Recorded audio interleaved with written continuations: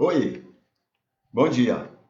Nós vamos ter mais uma vez a nossa oportunidade de cultuar ao Senhor, refletindo sobre a Bíblia, sobre a palavra, né, sobre o ensino bíblico. Então nós vamos ter a oportunidade de estar adorando a Deus, cultuando a Deus, refletindo sobre a sua maneira terapêutica, né, de cuidar da gente, através da Bíblia, né, através do ensino bíblico. E é isso que a gente faz nesses momentos de adoração, tá bom? É um culto basicamente baseado no ensino da palavra de Deus, ok? Então, a gente vai estar conversando um pouco. Eu tenho aqui meu roteiro e a gente vai seguir, então, esse roteiro atendendo alguns itens, alguns temas que são fundamentais, né, nesse momento, tanto da nossa sequência quanto da época que vivemos, para este culto ao Senhor Deus, tá bom? Lá em Atos capítulo 2, no último versículo, a Bíblia coloca que a melhor maneira de cultuar a Deus, a maneira mais perfeita para cultuar a Deus, né? E isso produzia salvação de pessoas, era a igreja, eram os adoradores estarem em sintonia com o mundo, em sintonia com as carências, as necessidades do mundo. Então, a igreja tinha uma atuação social benéfica e isso produzia salvação, tá bom? Então, esse é o culto. O que Deus precisa, o que Deus não é precisa, mas o que Deus quer, né, no seu amor por toda a humanidade, não é elogios, não é apreciação, não é isso. Ele não precisa disso. O que ele quer é que sejamos instrumentos para ir ao mundo buscar os filhos pródigos. É isso que é o culto a Deus. Entendeu? E pode comparar com o nosso caso. Então, por exemplo, uma mãe que tem um filho que está desviado, um filho que está fora, um filho que está desobediente, um filho que está totalmente contrário a ela, não é? Ela não está atrás de gente para ficar elogiando ela, não. Ela está atrás de gente que vá ao encontro do filho para trazer esse filho. Essa é a melhor maneira de agradar essa mãe, tá bom? Então, a mesma coisa a Deus, né? O que ele quer, né? Estando lá na estrada, na entrada da propriedade, aguardando a volta do filho, o que ele quer não é que o filho que está em casa fique lá zonzando de um lado para o outro, não. O anseio dele é de que esse filho vá lá buscar o pródigo, porque o pródigo é amado, né? Ele quer alcançar, ele quer salvar o pródigo. Essa é a essência da palavra. Essa é a essência, não é, do que Deus pretende, do propósito de Deus para a humanidade. Então, esse é o nosso culto e esse é o nosso interesse em cultuar ao Senhor, tá bom? Nós queremos dar o nosso bom dia, né, para as pessoas e queremos, aqui tem assim, dar em especial o nosso bom dia para médicos, enfermeiros, principalmente o pessoal ligado à saúde, aqueles que direta e indiretamente estão envolvidos na saúde e, em especial ainda, a todos que atuam, trabalham no SUS, né? No Sistema Único de Saúde. Esse grande plano, eu vou dizer assim, religioso, espiritual que o mundo tem, pelo menos como modelo, né? Quando esse plano ele coloca lá que é uma maneira de todos nós, né?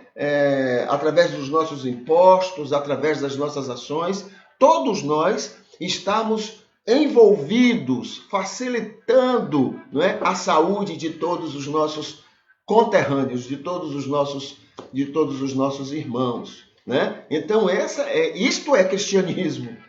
Entendeu? Isso é cristianismo. E não é só cristianismo porque, né, tem a ver com o mas isso é o espírito da religiosidade, da melhor religiosidade.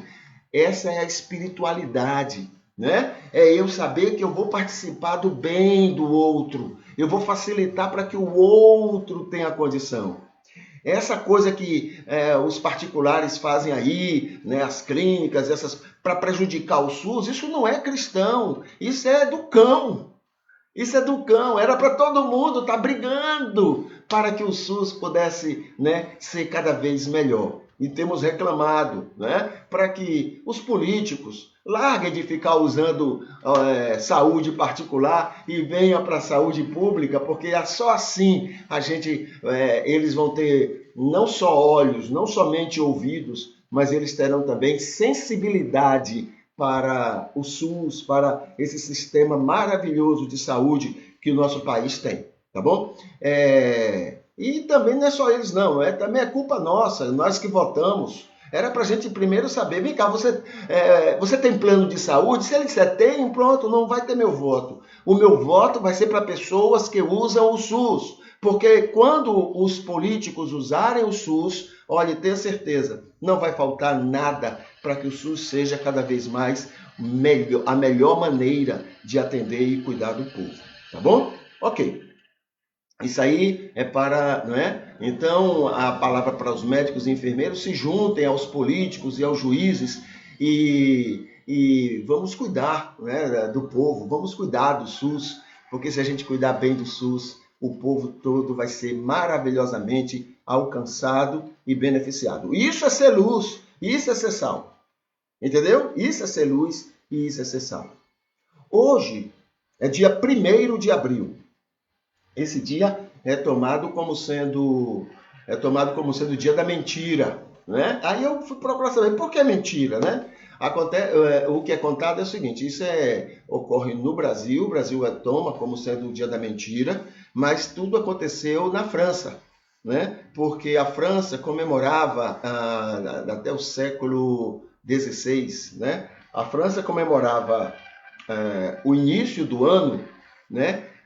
Entre 25 e 1º de abril, entre 25 de março e 1º de abril, né? Porque eles acreditavam que era o início de uma, né, de uma nova estação, e isso produzia a renovação de um ciclo. Então, acompanhava a ideia de um novo ano, né? Tudo novo. Então, esse ciclo, né, era o começo da primavera, então eles usavam isso como uma maneira de juntar com a ideia do ano novo, que é um novo começo, e aí, né, eles comemoravam. Por isso que é o dia da mentira, porque na verdade não era o começo do ano, mas eles festejavam, comemoravam o primeiro do ano ali, entre 25 de março e 1º de abril, tá bom? É por isso que é considerado o dia da mentira. E como a gente gosta, nós brasileiros gostamos de ser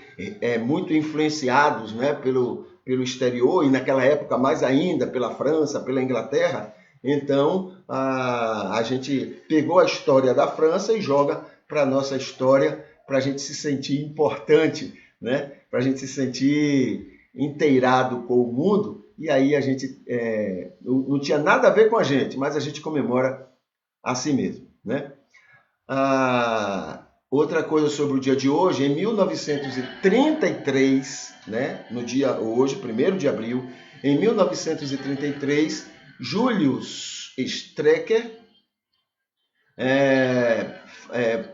promove, né, um boicote aos negócios controlados por judeus em toda a Alemanha na época do nazismo. Então, esse é um dia que é marcado como sendo... E outra coisa, a Alemanha era um país protestante, viu? Era um país, né, e ainda tem uma influência muito grande, país protestante. E mesmo com todo esse protestantismo todo, com toda essa religiosidade toda, naturalmente tudo foi aceito como sendo uma coisa de Deus, né? Aí entrou protestantes, católicos, todo mundo para favorecer aos interesses egoístas, egocêntricos de Hitler, né? Porque dizia que ele estava protegendo a família, porque dizia que ele estava protegendo a nação, porque dizia que ele estava protegendo a fé, né? As coisas que interessavam a Deus, e esse moralismo falso, né, prejudicial, terminou levando a Alemanha para tudo isso que a gente hoje sabe. A gente não sabe tudo ainda não, viu? Mas o muito que a gente sabe, né, tudo foi com o apoio massivo de um povo que foi levado pela religião para aprovar aquela promiscuidade toda. Em nome de Jesus, em nome de Deus, tá bom? Então a gente tem que estar atento a isso, muito preocupados com isso. Religião tem servido para muita coisa errada, né? E a gente tem colocado em Jesus, tá bom? As pessoas gostam de ser cegas e gostam de ser enganadas, entendeu? E aí, qualquer coisa que bote Jesus no meio, as pessoas vão como se fosse realmente a toque de berrante, entendeu? Assim, na cega, entende? Então, isso a gente tem que tomar muito cuidado, porque Jesus não é para isso. Como é que eu sei se uma coisa é de Jesus ou não? É saber o seguinte: Jesus diria isso, Jesus falaria isso, Jesus me mandaria isso? Essa é a grande pergunta que a gente esquece de fazer, tá bom? Aliás, apesar que o Jesus de muita gente aí é capaz de mandar fazer qualquer coisa, tá bom? Muito bem, isso foi em 33. Em 1938, termina a Guerra Civil Espanhola, né? Começo da Primeira Guerra Mundial, termina a Guerra Civil Espanhola e começa a ditadura do Franco, né? Então, é ele que encerra então aquela Guerra Civil e aí ele assume o poder daquele país, a ditadura franquista, como é conhecida. Em 2002, os Países Baixos, em 1º de abril, em 2002, os Países Baixos tornaram-se o primeiro país a legalizar a eutanásia, entendeu? A permissão para que as pessoas escolham quando e como morrer, a depender, claro, do problema que elas estão enfrentando, tá bom? Países Baixos. E também, em 1815, nasceu Otto von Bismarck.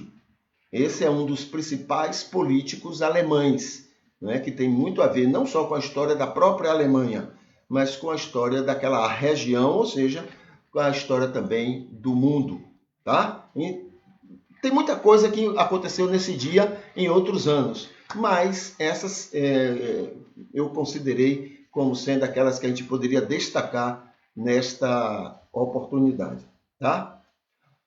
Sobre culto a Deus. O que é um culto a Deus? Já conversamos alguns aspectos nessa semana, né? Mas sobre o culto a Deus, um dos aspectos que a gente pode chamar a atenção é o seguinte: é uma semana, olha só que eu não estou falando de um dia nem de um momento, né? E a gente já viu sobre isso, né?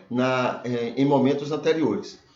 É uma semana cheia de bom testemunho. Isso é culto a Deus. Entendeu? É uma semana cheia, repleta de bom testemunho. E um bom testemunho por onde a pessoa está passando. É assim, eu me lembro que quando começamos logo no Brasil, né, essa questão de álcool, né, como combustível, aí alguém até brincava: olha, esse carro passou aqui bêbado, porque olha o cheiro de álcool que esse carro deixou, né? Onde passava deixava aquele cheiro de álcool, né? Hoje parece que está menos, já descobriram outras maneiras de fazer isso, mas hoje, naquela época deixava um cheiro no rastro por onde aquele carro passava.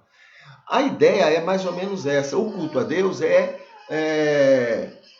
uma semana onde, por onde aquele cristão passou, ele deixou um rastro, né, de bom testemunho. As pessoas lembram: olha, fulano passou aqui. Ele fez uma diferença. Isso é culto a Deus. Entendeu? Não tem nada a ver mesmo com o negócio de muita cantoria, muita bajulação, bajulando Deus, né? Porque termina de fazer isso, vai lá e corre e faz tudo o que Deus não quer.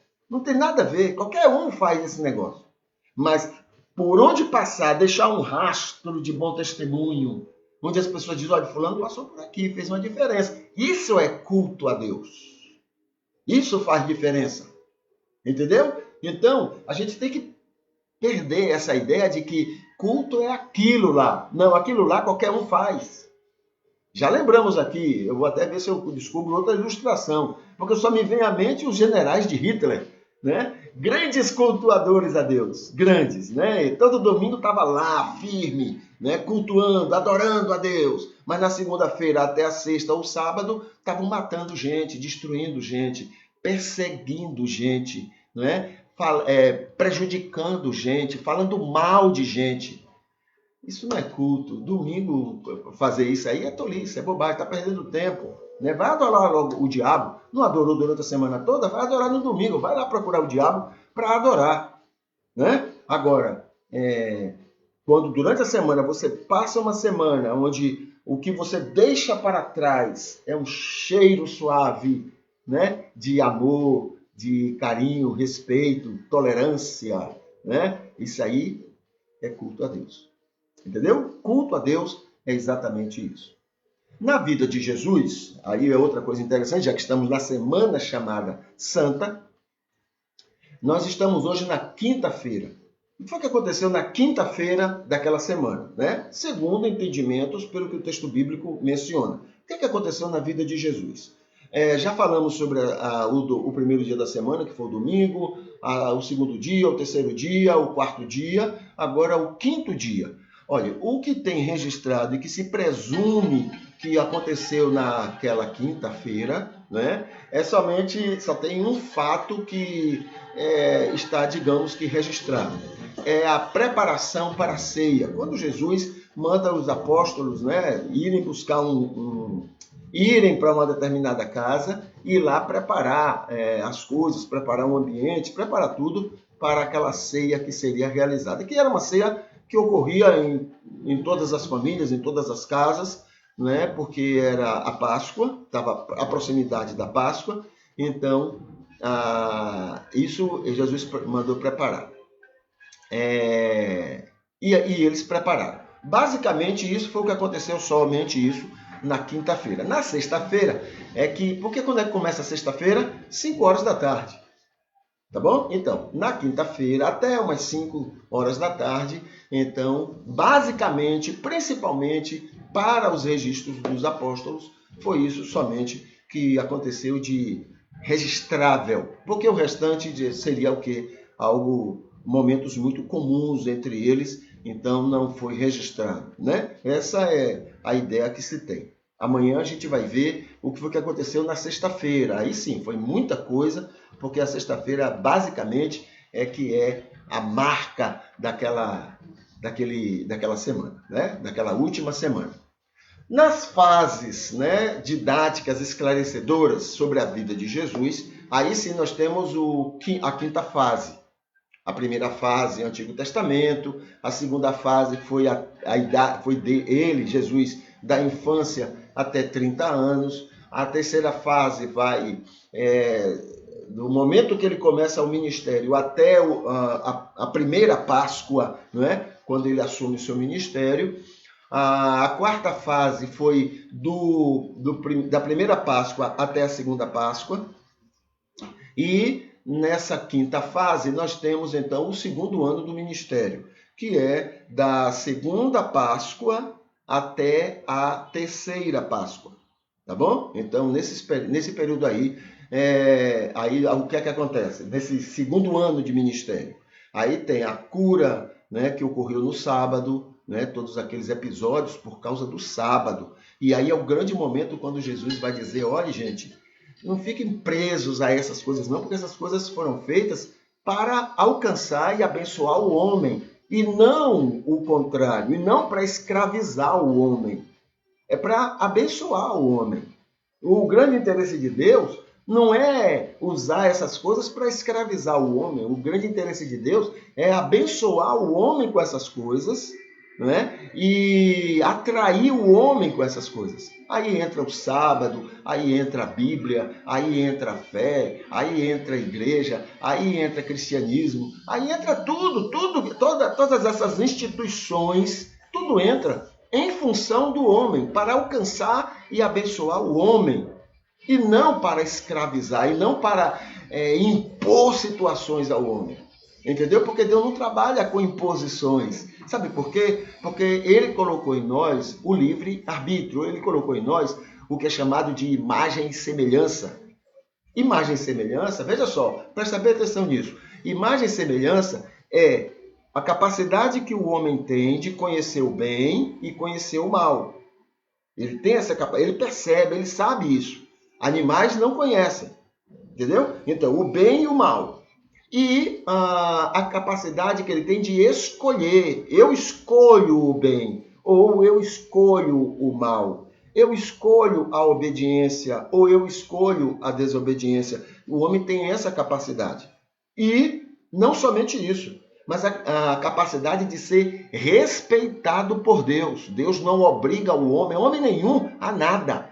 Porque o homem tem essa liberdade. Agora, quando dentro dessa liberdade o homem diz, Senhor, eu quero que tu faças isso na minha vida, aí agora com a autorização do homem, Deus vem e opera.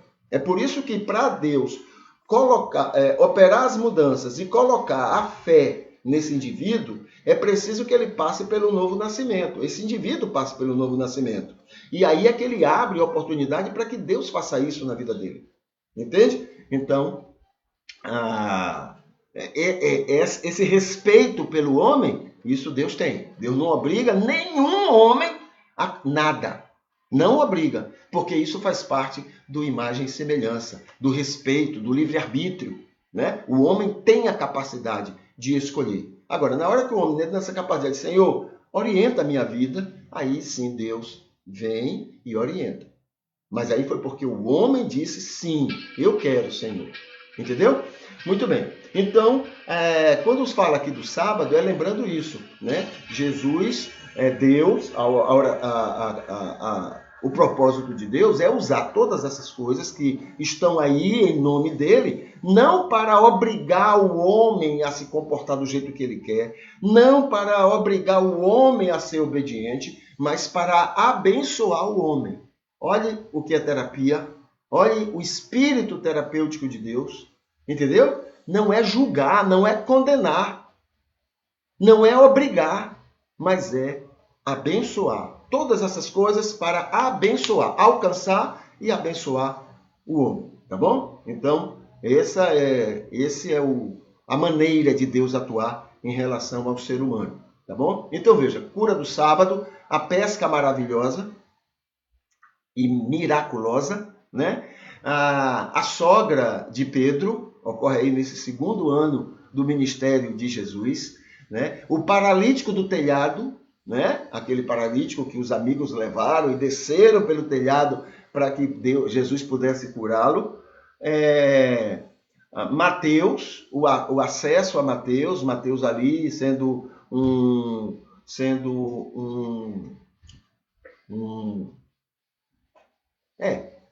um cobrador de impostos, e ele vai lá então e chama Mateus, não é? Os 12 são escolhidos, veja só, no segundo ano do ministério de Jesus é que é entendido que houve a escolha dos 12. Lembre-se que ele já tinha escolhido pelo menos 4. Não, mais de 4, não é? Que é João e Tiago, os irmãos, André e Pedro, Nicodemos, né? Nicodemos não, desculpe, Natanael, né? Natanael e Filipe. Então aí já tem 6. Então, mas é agora no segundo ano que ele vai fazer a escolha dos 12, né? Completar esses 6 aí. O que mais?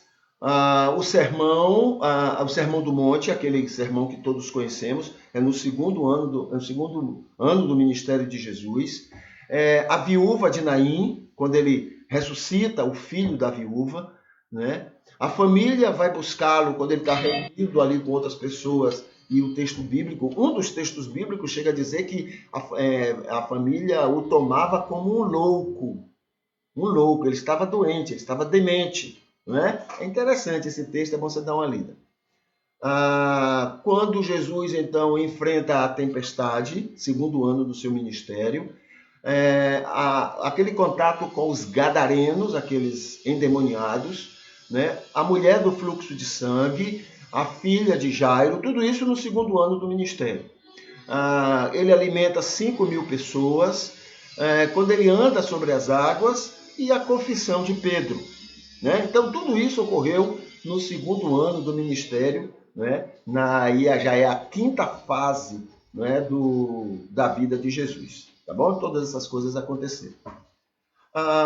Sobre os banners, eu queria chamar a atenção para o seguinte. Deixa eu ver aqui para mostrar para vocês. Tem um aqui que não é exatamente um banner, ele é um vídeo. Né? E eu queria muito... Que beleza desse vídeo! E eu queria que você prestasse bem atenção nele, porque tem tudo a ver com o que a gente tem conversado aqui, tá bom? Vamos ver aqui. Pronto, é isso aqui. Vamos lá, vamos ouvir o que esse rapaz tem a dizer aqui. Vamos ver. Presta bem atenção. Deixa eu ver aqui se eu coloco um sonzinho.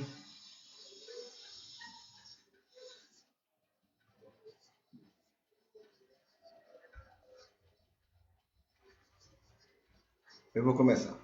Vamos lá.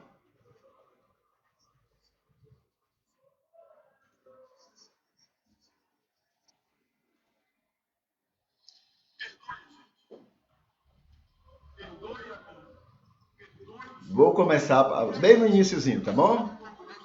Presta atenção. Se você não é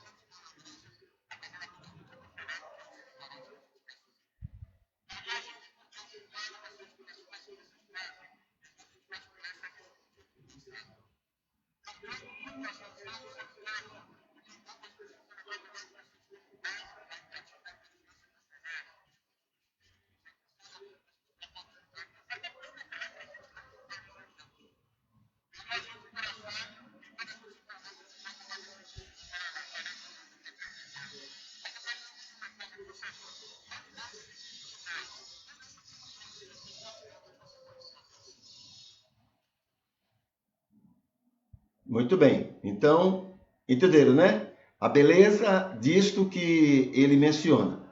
Tem um outro, eu vou comentar na instante, mas é que... Aqui, então tá aqui esse daqui. Sobre esse caso, sobre esse vídeo, né? Tá muito claro, não precisa muita explicação, ele já diz muito do que a gente já tem dito, né? Muito do que já tem nos angustiado pelo que somos, pelo que praticamos na nossa religiosidade, quando Jesus diz assim, olha, eu não vim para julgar, nem para condenar, mas a gente se sente no direito de fazer isso, e até usando o nome de Deus para fazer esse tipo de coisa. Então, essa palavra dele é maravilhosa, tem tudo a ver com o que a gente está conversando sempre. E esse outro aqui está falando sobre um trabalho que nós preparamos sobre céu e inferno, onde há uma explicação didática maravilhosa para a gente conhecer bem, não é, sobre como o que é exatamente céu, ou o que é exatamente o propósito de Deus nisso, não é, e a maneira como cada um pode trabalhar para chegar ao céu, porque nós fomos criados para o céu. O que é inferno? Qualquer coisa, qualquer lugar que não seja o céu. Né? Então, se eu sou preparado para um ambiente e vou para outro, né? Se eu sou preparado para uma circunstância, uma situação, e eu vou para outra, isso já é inferno. Né? Porque eu fui preparado para aquela outra situação. Tá bom? Então, esses dois eram o que eu queria destacar aqui para a gente conversar nesse momento. Perguntas que me fazem, né? Eu quero, se você tiver alguma pergunta que a gente poderia buscar responder, você coloca nos comentários deste vídeo para que amanhã a gente pudesse então responder a esses comentários, tá bom? A essas perguntas que você possa fazer. Mas a pergunta de hoje que eu queria mencionar é o seguinte: o que é imagem e semelhança. Até já conversei um pouquinho, né, hoje sobre isso. O que é que a gente pode trabalhar como sendo Deus criou o homem a imagem e semelhança dele? O que quer dizer isso? Né? Então tem aqui 5 compreensões que eu queria destacar para a gente compreender didaticamente essas coisas, tá bom? Então a primeira compreensão é: o ser humano foi criado parecido com Jesus. Ok? Perfeito, completo, parecido com Jesus. Fomos criados à imagem e semelhança de Deus, tá bom? Segundo, o pecado original, qual é o pecado original? A desobediência de Adão. Aquela desobediência, ela então se propaga, né? Aquele original que vai se propagar para todos os demais pecados. Mas esse pecado original é que é o grande problema do ser humano. Porque é ele que gera todos os outros pecados. Entendeu? O que vai botar uma pessoa no inferno não são os outros pecados, mas é esse pecado original que todos nascemos já contaminados por ele. Ok? Então, veja só. O pecado original baixou o nível do imagem e semelhança. Então, imagem e semelhança tinha um nível, deixava parecidos com Jesus. Aí, então, com o pecado, essa imagem e semelhança desceu o nível, né? Ficou no mínimo possível, né, da nossa relação com Deus e em relação a nós mesmos. Terceiro, decisões atitudinais melhoram pouco o nível.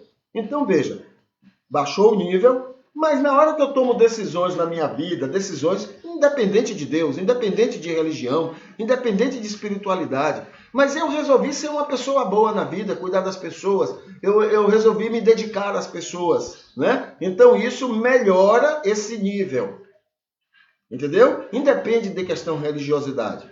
Então melhora esse nível. A gente pode chamar isso de espiritualidade, o que é diferente de religiosidade, tá? O quarto é psicotécnicas melhoram bem o nível. Ou seja, veja só, não está o nível baixo, aí vem agora alguns trabalhos que eu faço com a minha mente, alguns trabalhos que eu faço com o meu comportamento, com as minhas emoções, alguns trabalhos, algumas técnicas que eu uso para a maneira como eu enxergo o mundo, enxergo as pessoas, alguns conhecimentos, né, terapêuticos que eu conheço, também melhora esse nível. Tá vendo? Então, melhora também esse nível do imagem e semelhança. Me faz mais parecido com Jesus. Agora, o outro aspecto, o quinto, né? Espiritualidade, religiosidade, melhora excelente o nível. Tá bom? Então, eu vou me dedicar mais à questão do envolvimento com as pessoas, de cuidar das pessoas, de amar as pessoas, de me dedicar às pessoas. Isso melhora também o nível. E também tem o aspecto da conversão e da santificação, operado pelo Espírito de Deus, que melhora também esse nível.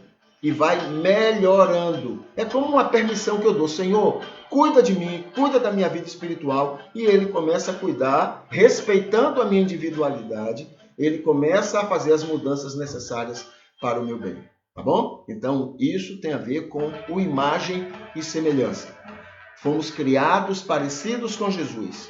Caímos disso e agora algumas coisas podem ser usadas para que a gente volte àquele nível que a gente tinha como seres humanos antes, tá? Aqui tem algumas dicas para uma vida melhor e pode ser praticadas inclusive no dia de hoje, né? Para a saúde,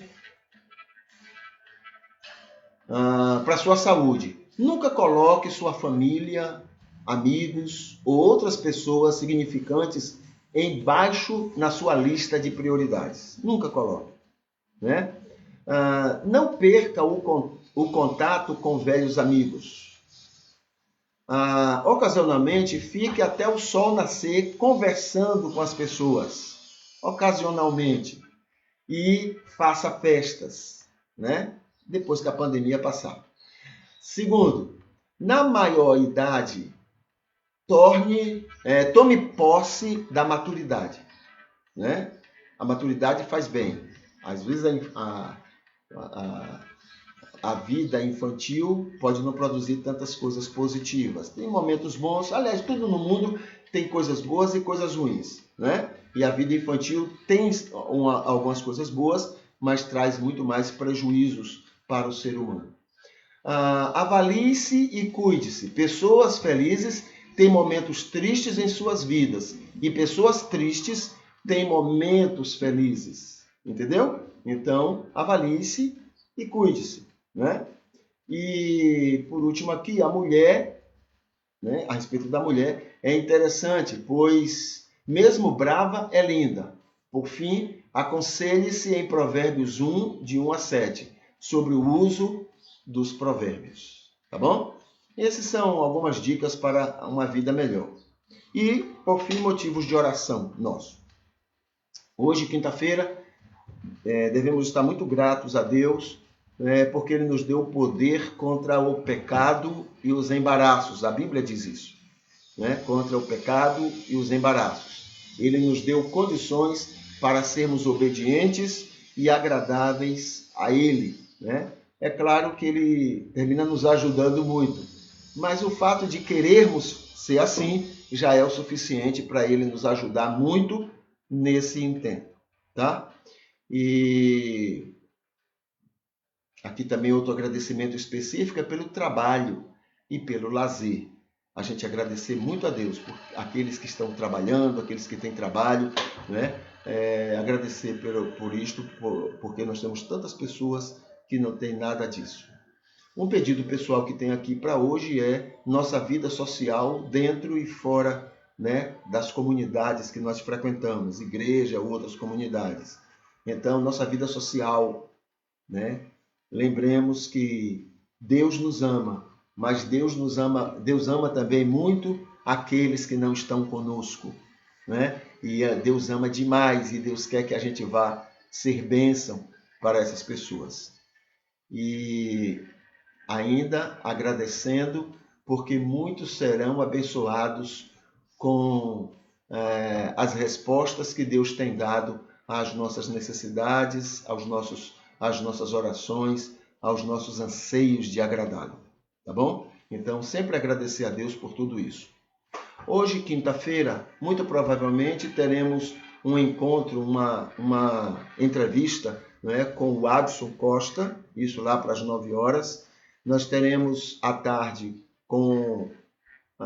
teríamos, né, o pastor Celso já não está podendo mais nos dar essa entrevista nas quintas-feiras à tarde.